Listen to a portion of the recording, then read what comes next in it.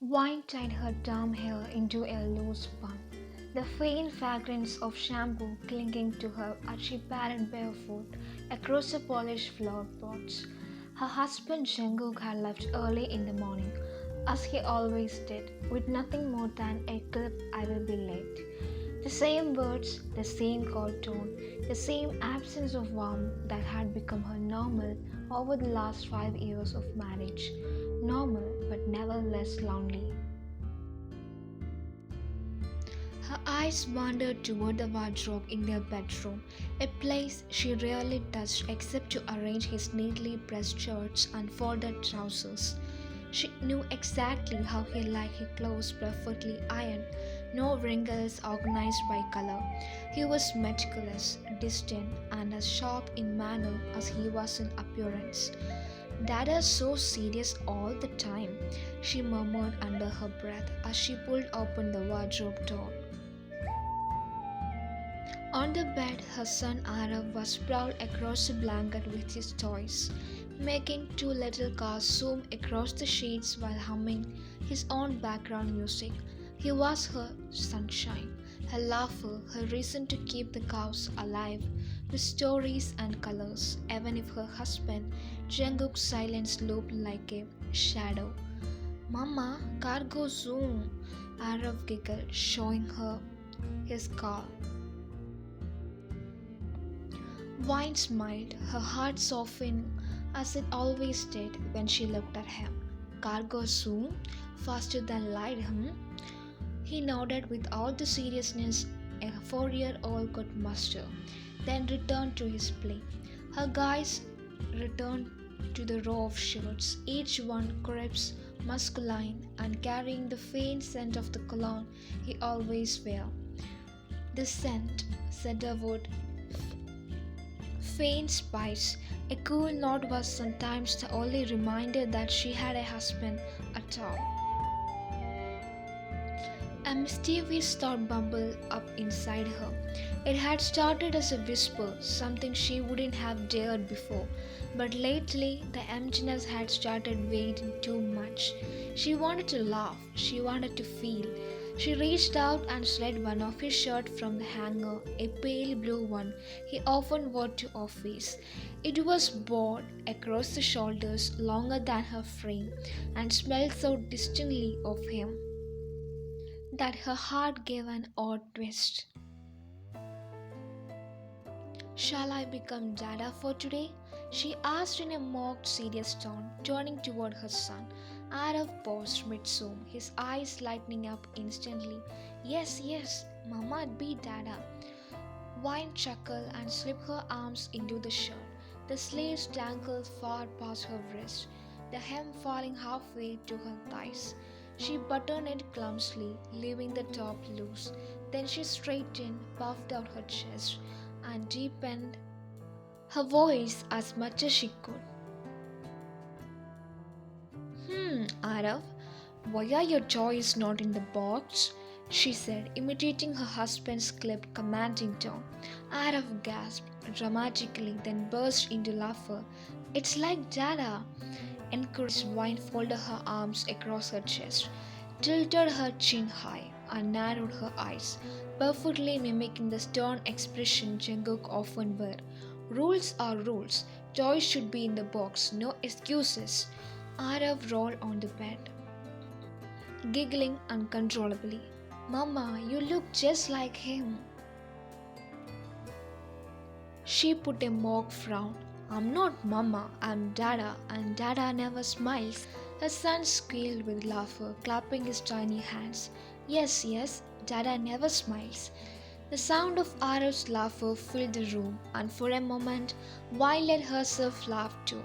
It was freeing to poke fun at seriousness, to let her son enjoy a softer version of his father through her play. She strutted across the room like she had seen her husband do, pretending to adjust an invisible tie, muttering, "Work, work, always work, important meetings, no time to play." Arav was in stitches now, tears of laughter in his little eyes. "Mama, stop, it's too funny." Wine grinned, her cheeks aching with joy she hadn't felt in a long time. Funny, this is how Dada is every day, so serious like a robot.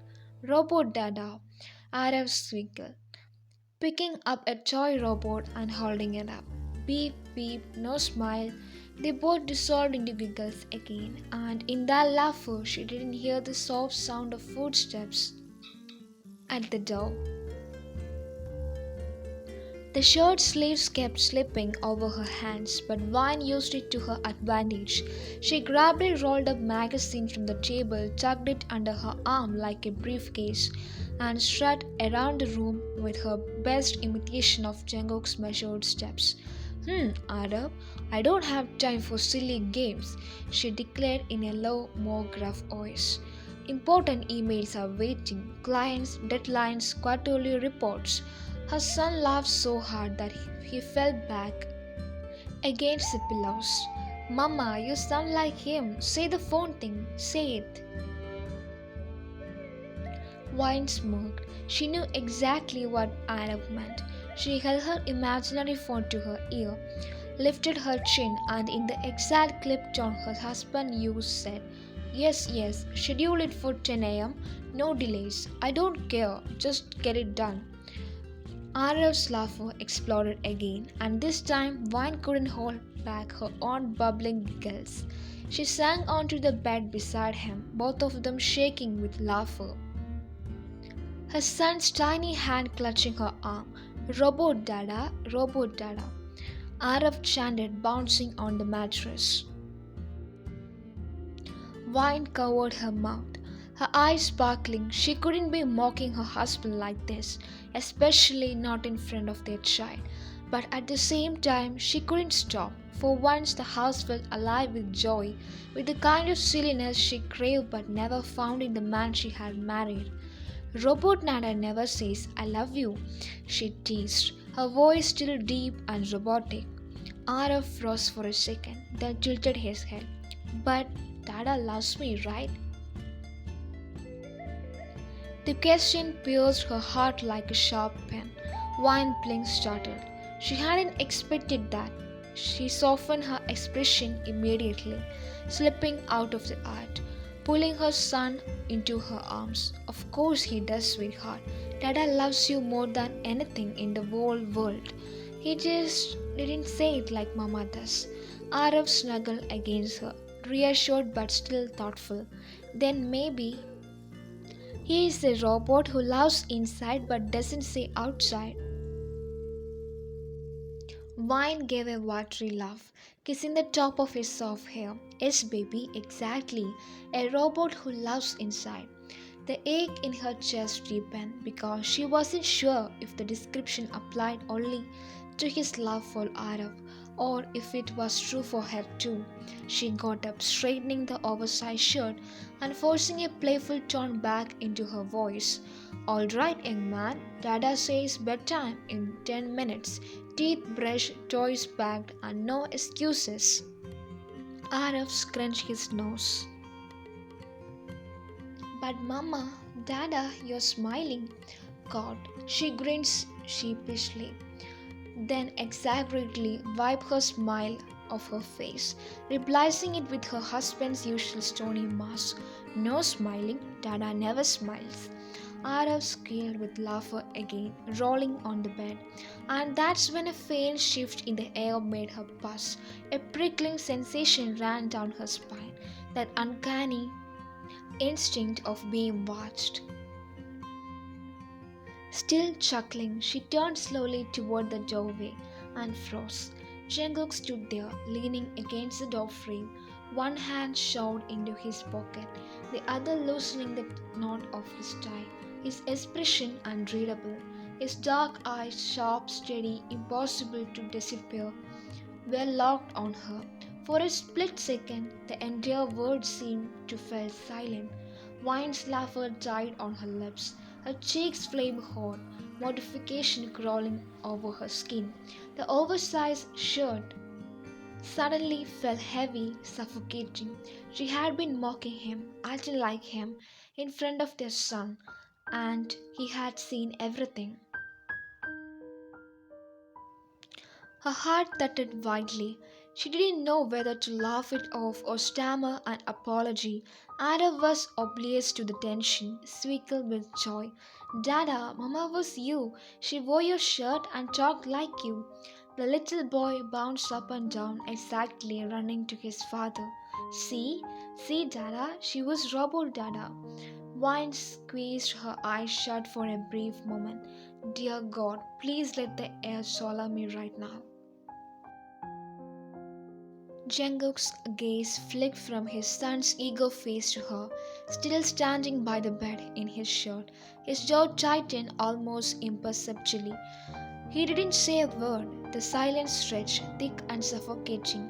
Wine's pulse raised. She braced herself for anger, for cold disapproval, but for that sharp tone he reserved for when she crossed an invisible line.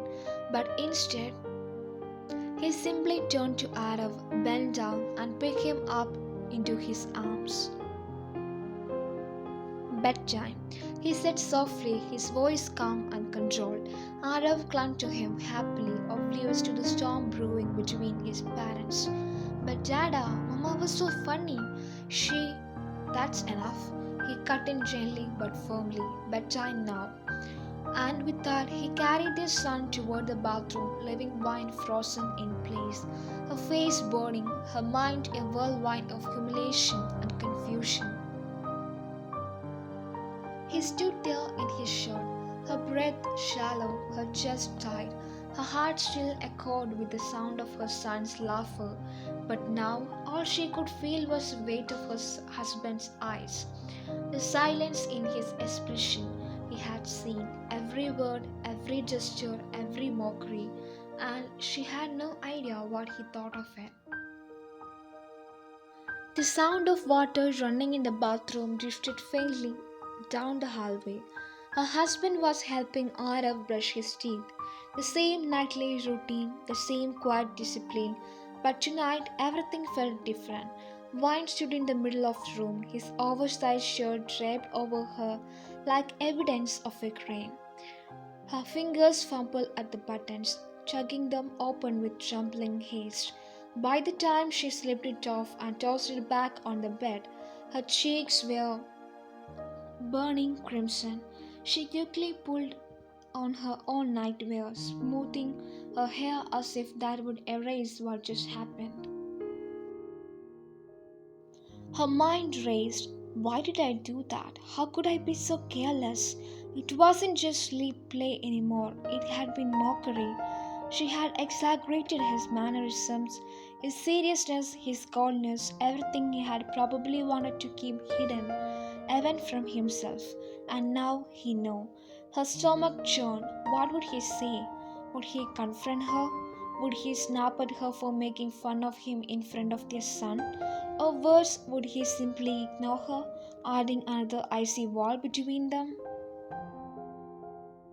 The bathroom door opened. Arav came running out in pajamas, his little feet padding against the floor.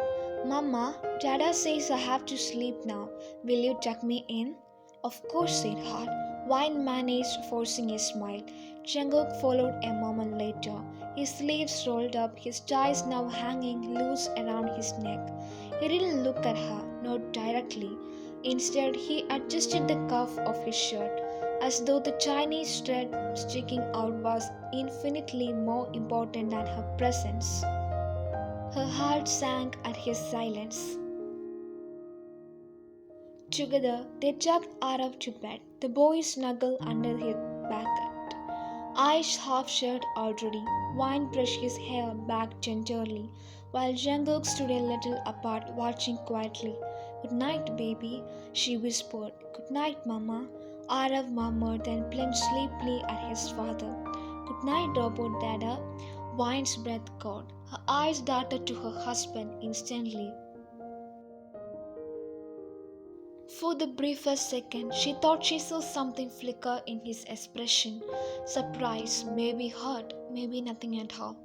His face smoothed instantly, the same unreadable mask settling back in place. "Good night," he said simply, his tone quiet but steady. Then he switched off the lamp and together they walked out of their son's room. Their walk down the hallway felt heavier than ever. The house, usually so silent, seemed charged tonight like the stillness before a storm. In the dining room, the dinner she had prepared hours ago waited on the table. Rice, dal, sabzi, warm rotis covered with a cloth. She had kept it simple, knowing he had come home late. Without a word, he took his seat. She followed slowly, her palms damp with nerves. The clink of cutlery was the only sound between them. She dared a glance at him. His face was calm, expressionless as always.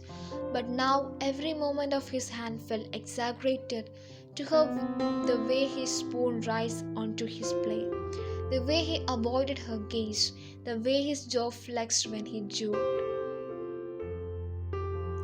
Her heart pounded louder than the silence. Finally, unable to bear it, she whispered, "I am sorry." He didn't look up. For what? The question was soft, but it cut deeper than if he had raised his voice. Her throat tightened. For earlier, "I shouldn't have. I was just playing with Arab. I didn't mean to." She trailed off, unsure of what exactly she wanted to say. That she hadn't meant to mock him, that she hadn't meant to expose how lonely his coldness made her feel, that she hadn't meant to laugh at the walls he built around himself. He set his spoon down slowly, his eyes finally lifting to meet hers, dark, steady, unreadable.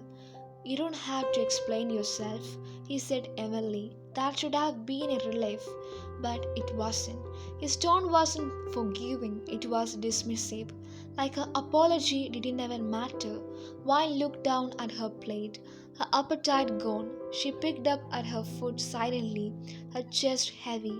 The silence stretched again. She wanted him to say more, to call her Evan, to react. Anything would be better than this calm, suffocating void. But he didn't. He ate quietly, every moment precise, controlled. Finally, when the silence grew unbearable, she blurted softly, "Did it bother you?" He paused his motion. "What? That I acted like you? That I..." Her voice faltered. That Arab laughed. For a moment, he said nothing. His gaze rested on her, unblinking, as if searching for something in her face. Then he looked away, his jaw tightening almost imperfectly. "You made him happy, that's what matters." Her breath caught again. She wanted to ask, "And what about you?" But she couldn't. She didn't dare. The rest of dinner passed in silence, broken only by the clink of dishes.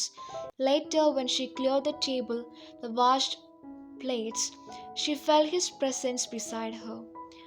Not close enough to touch, but near enough that her skin prickled with awareness. "Don't stay up too late," he said quietly. She froze, sponge in hand, the water running over her fingers. She wanted to run around, to catch his expression, but by the time she did, he was already walking away, his broad shoulders retreating down the hallway. Wine stood there alone in the kitchen, her heart aching with confusion. She had made her son laugh. She had made herself laugh for once, but at what cost? Jungkook's silence lingered in the air long after he disappeared into their bedroom. At bedroom, the ceiling fan hummed softly above them. It steadily was the only sound in the bedroom. Vine sat on her side of the bed, her knees drawn up, her fingers fiddling with the edge of her nightdress.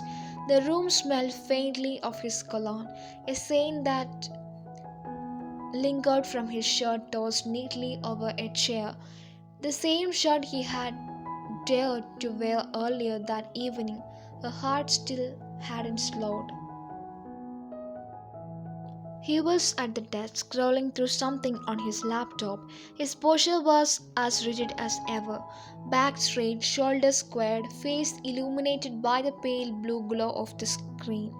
He looked like a man carved from stone, precise, unyielding, untouched by the chaos swirling in her chest. She wanted to speak, to explain, to lighten the air, but every time she opened her mouth, the words caught in her throat. What was she supposed to say? I wasn't mocking you, I was just trying to make Arav laugh. I only did it because I am starving for the warmth you never show. The silence stretched until it felt unbearable. Finally, he closed the laptop with a soft click and turned off the desk lamp. He stood, unbuttoned his shirt calmly, methodically, and slipped into his nightclothes. His movements were quiet, efficient, deliberate the same way he did everything. He slid into bed beside her, pulling the blanket over himself without a word. Her pulse stuttered. This was her chance. If she didn't speak now, the silence would smother her. Jungkook, she whispered. He made a faint sound of acknowledgement, his eyes fixed on the ceiling. About earlier, she hesitated, her voice trembling. I didn't mean to whine. His voice was low, firm, cutting across her words. She froze. He turned his head slightly toward her, his face half shadowed in the dim light. You don't have to explain, like I said before. The same words was at dinner, the same dismissive tone, but at this time there was something else in his eyes, something flickering beneath the surface. Her throat frightened. It feels like I do. A buzz. His gaze lingered on her, unreadable. Then he turned back to the ceiling. You made him laugh. That's enough. That's not the point, she blurted, surprising even herself. He stiffened almost imperfectly, his brows tightening. She bit her lip, her courage trembling but refusing to vanish. I wasn't trying to mock you. I wanted Arab to smile. I wanted something light in the house. You are always so. She trailed off, searching for the right word. Serious. The silence after her words was deafening. Her chest tightened. Maybe she had gone too far. Maybe she had shattered something fragile by daring to point it out. He exhaled slowly, his jaw tight. Do you think I don't notice? She blinked, startled. What? His voice was quite low, but laced with an edge she rarely heard. Do you think I don't notice how you look at me? How you compare the way I am with the way you wished I would be? Do you think I don't see the disappointment in your eyes every time I walk through that door? Her breath caught. She stared at him, her lips parted, her heart thudding wildly. I don't. Yes, you do. His gaze cut to her, sharp and steady. You think I don't laugh. You think I don't smile. You think I don't. His voice faltered for a fraction of a second, then steadied. Feel. The last word hung heavy in the air. Wine's eyes stung. She had imagined his coldness meant indifference, distance, a lack of care. But now, for the first time, she heard something else in his tone. Hurt. I never said that, she whispered. You didn't have to, he murmured. Silence fell again, thicker this time, weighted with unspoken truth. Her throat worked. She wanted to reach out to bridge the gap, but her hands lay frozen on the blanket, heavy as stone. That night she couldn't sleep. She lay awake, staring at the faint shadows on the ceiling, her mind replaying his words.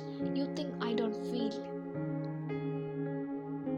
She thought of the man she had married, the one who had once been warm, attentive, and playful in the early days. She hadn't been like this when they first met. She remembered their engagement, the way he had teased her gently, the way his eyes had softened when she smiled. There had been a spark then, something alive. So, When had it vanished? Was it after their wedding, when responsibilities and expectations crushed the space for laughter? Or after his father's death, when he had buried himself in work and never emerged? Or was it her? Had she failed to reach him, failed to give him the comfort he never asked for but maybe needed? Her chest ached with questions she didn't know how to answer. Beside her, his breathing was steady, deep, controlled, as if he could command even sleep the way he'd commanded everything else. But she wondered, was it really sleep? Or just another mask he wore even here in the dark? The next morning, the house felt different, lighter for Arab, heavier for her. She prepared breakfast while her son chattered happily about school, cartoons, and his little world of endless wonders. Jungkook sat at the table, crisp in his suit, scrolling through his phone between sips of coffee.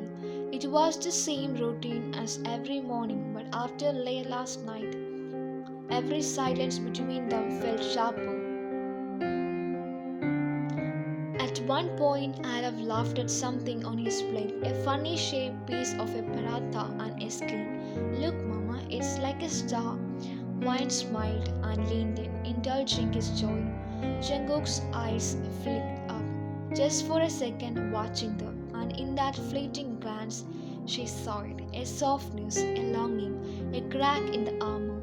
It vanished the moment he looked back at his phone, but for wine it was enough to make her heart ache with something new.